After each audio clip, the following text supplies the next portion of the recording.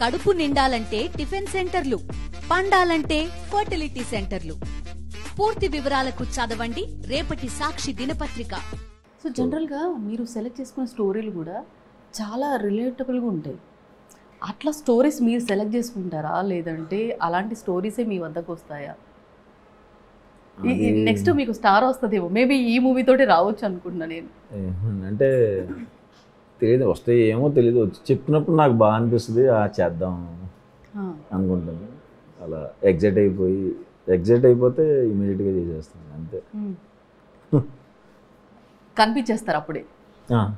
So one question, ఇప్పుడు in case some director ఎవరైనా కానీ, ఇప్పుడు టాలీవుడ్లో కానీ మాలీవుడ్లో కానీ కోలీవుడ్లో కానీ జరుగుతున్నది, మీ ఇన్స్పిరేషన్ కూడా చెప్పారు నాకు, అంటే మీ ఇన్స్పిరేషన్ విజయ్ సేతుపతి గారు, ఆయన కూడా అన్నారు. సో ఇప్పుడు సినిమా చేయాలంటే డైరెక్టర్ స్టోరీ రెండు నచ్చాలి, లేదంటే ఒక్కటి నచ్చకపోయినా అది ఎంత పెద్ద ప్రాజెక్ట్ అయినా, హై బడ్జెట్ మూవీ అయినా వండు అనేది.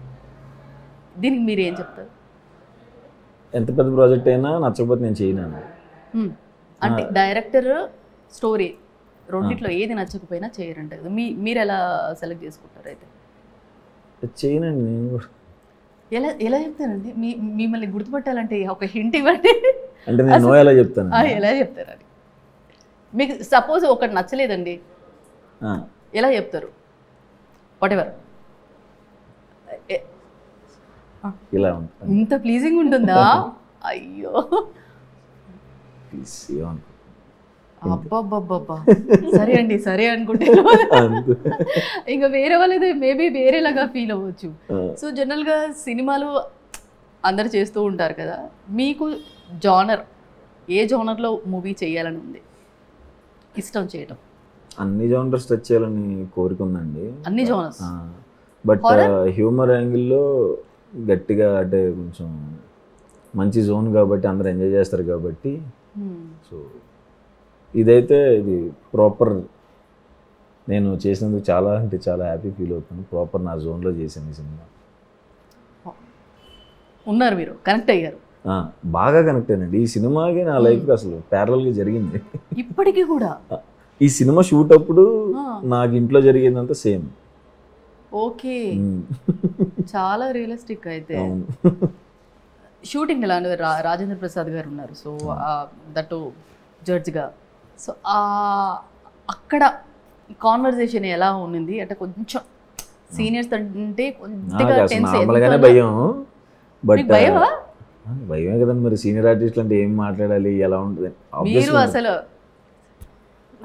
లేదు నాకు ఉంటుంది ఆ భయం. అండ్ నాకు రాజేంద్ర ప్రసాద్ సార్ అంటే చాలా ఇష్టం, నా ఫేవరెట్ ఆయన.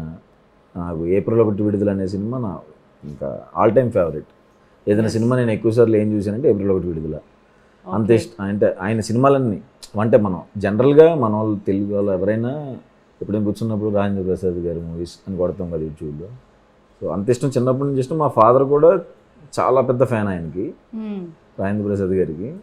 మా ఫాదర్ కూడా లేదు కల్పించలేదు, అంటే కల్పించాలి, అప్పుడు కుదరలేదు. అంటే ఆయన మీద ఉన్న ప్రేమ అంతా నేను కక్కేసాను ఆయన కనిపించిన ఫస్ట్ డేనే.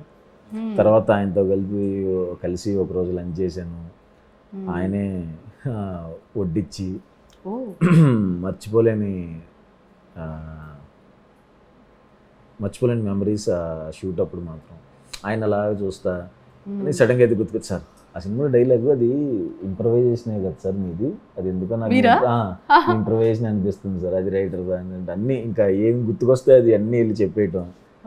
ఆయన కూడా చాలా ఫ్రెండ్లీగా చాలా చెప్పేవారు, ఎంజాయ్ చేశానండి. ఆబ్వియస్గా 47 years నుంచి ఆయన ఉండి ఆయన ఎక్స్పీరియన్స్ మనకి ఎంత హెల్ప్ అవుతుంది. సో ఆయన ఏం చెప్పినా సరే ఇంకేం చెప్పండి ఇంకేమైనా మాట్లాడితే వింటానే ఉంటాను. ఆయన చెప్పిన ఏమైనా హెల్ప్ అవుతుందా అంటే